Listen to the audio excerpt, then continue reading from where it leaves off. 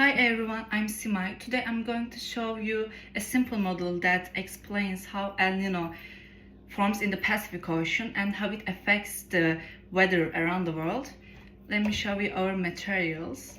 For this demonstration, I will be using a clear container, water, blue and red dye, baby oil, hair dryer, and a small bowl.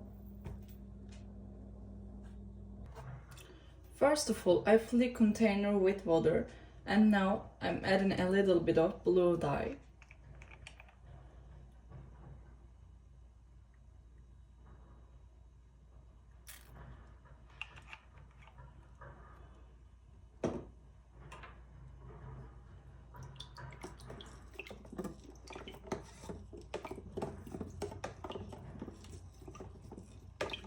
This blue layer represents the colder and deeper water of the Pacific Ocean.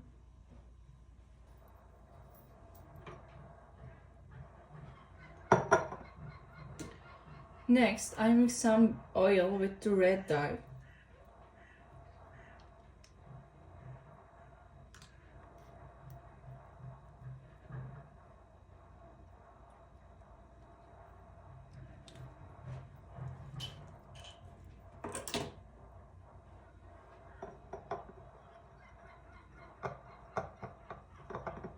This oily red mixture represents the warm surface water that usually forms in the tropics. Now, I pour the red oil mixture gently on the top using a funnel.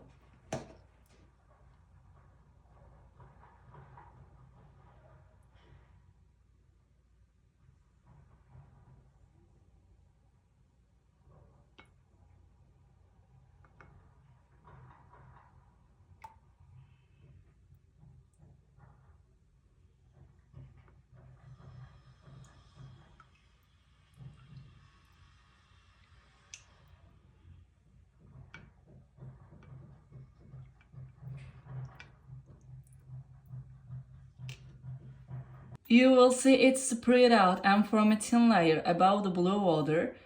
That's just like warm ocean water, which naturally stays near the surface because it's less dense.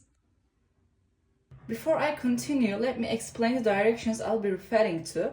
This size of the container where I will blow the air from represents the Eastern Pacific near South America, and the opposite side will represent the Western Pacific near Australia and Indonesia. Now, let's model normal conditions. In real life, the trade winds blow from the Eastern Pacific toward the Western Pacific. To show that, I will use the air dryer and blow air from the eastern side toward the western side. As I blow the air, you will see the warm red water being pushed toward the western side. At the same time, on the eastern side, the blue cold water rises upward to replace it.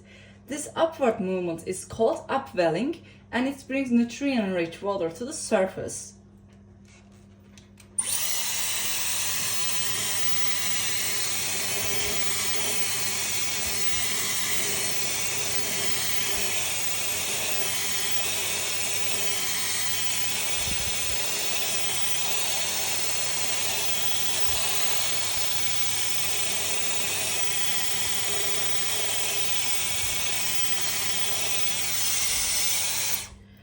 During normal years, this upwelling makes the Eastern Pacific cooler and very productive for marine life. Now, let's see what happens during El Nino. El Nino begins when the trade winds weaken or stop. To model that, I simply turn off the air dryer, and without stroke winds pushing the warm weather to the west, warm surface layer starts drifting back toward the eastern side. You can see the red layer slowly spreading. Because the warm weather stays on the top, the cold blue water can no longer rise, so upwelling basically stops. That's one of the main reasons El Nino affects climate so dramatically. Now we can discuss the other results of El Nino. Ocean temperatures have a big influence on weather. Like warm weather increases the evaporation and add moisture to the atmosphere, which leads to more clouds and more rainfalls. And also, cold weather reduces evaporation and creates drier and more stable air conditions. So changing ocean temperatures directly affects the weather patterns. So during the El Nino, the Eastern Pacific Oceans becomes unusually warm and much wetter. Countries along the coast of South America often experience heavy rainfall, storms, and floodings. Meanwhile, the western side of Pacific Ocean, places like Indonesia and Australia, becomes drier and hotter. El Nino also affects the marine life. When the upwelling stops, the nutrients can't reach the surface, and this means that fewer fish in this region. And also, animals that depend on the fish may struggle to find enough food. And finally, El Nino also affects the weather far beyond the Pacific.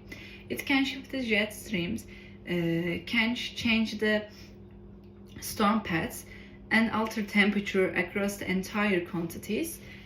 And that's the basic idea of how El Nino works. Thank you for watching.